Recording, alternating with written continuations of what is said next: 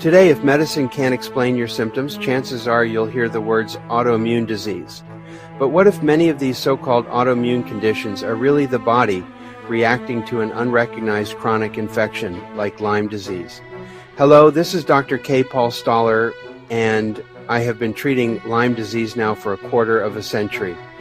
Lyme disease can look almost identical to lupus or other autoimmune disorders. Fatigue, joint pain, neurological problems, even positive antibody tests.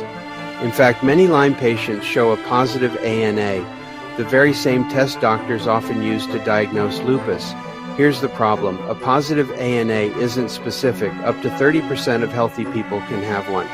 And infections like Borrelia, the bacteria behind Lyme, can drive these antibodies too. So what looks like the body attacking itself may actually be the immune system fighting a hidden infection. This isn't without precedent.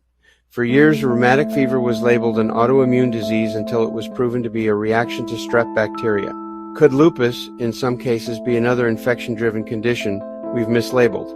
Research has shown Borrelia proteins can mimic human proteins, tricking the immune system into attacking its own tissues. Case reports even describe patients first diagnosed with lupus who improve once treated for Lyme. Yes, getting an accurate lab test confirming a Borrelia infection is a conundrum, but there are labs that are capable of doing so, like IGeneX labs. Case reports even describe patients first diagnosed with lupus who improve once treated for Lyme. The implications are huge. Instead of lifelong immunosuppression, some patients might benefit from antimicrobial strategies.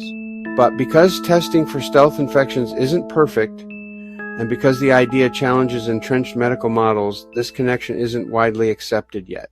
So, is lupus really chronic Lyme in disguise? Not always in every case, but in patients with unusual presentations, exposure risks, or overlapping symptoms, chronic infection may be the hidden culprit.